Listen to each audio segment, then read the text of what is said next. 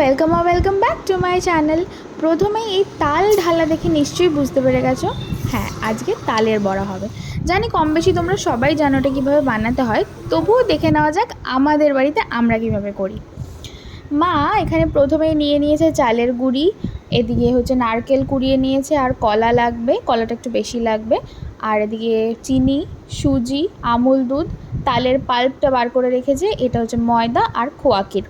হ্যাঁ, খোয়া ক্ষীরটা তোমরা দেবে, কারণ খোয়া ক্ষীরটা দিলে খুব টেস্টটা এনহ্যান্স হয়ে যায়। একবার দিয়ে দেখো, ভালো না লাগলে নেক্সট টাইম থেকে না হয় না দিলে।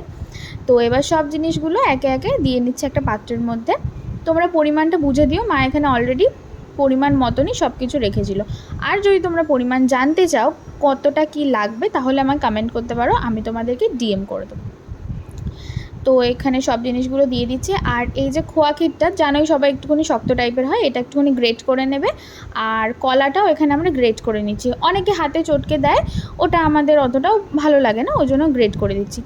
এবার এই মাখাটাও কিন্তু খুব ইম্পর্ট্যান্ট, এটা কিন্তু খুব বেশি রানি যেন না হয়ে যায় কনসিস্টেন্সিটা, আবার যেন খুব টাইটও না থাকে, মানে একটা মিডিয়াম পর্যায়ে থাকবে।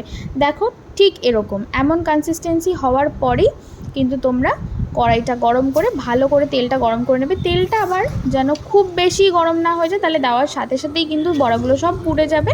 আর যেন খুব আঁচটা লো যেন না থাকে, তাহলে কিন্তু বড়াগুলো একদম কড়াইয়ের সঙ্গে লেগে যাবে, কিচ্ছু কিন্তু হবে না।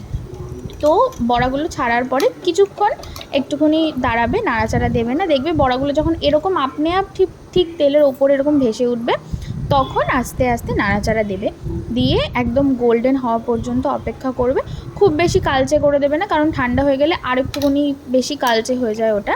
তো দেখো ঠিক এরকম ধরনের রং আসবে, তারপরেই তোমরা কিন্তু এটাকে অল্প অল্প করে তুলে নেবে, ভালো করে তেলটাকে ঝেড়ে নিয়ে তুলে নেবে।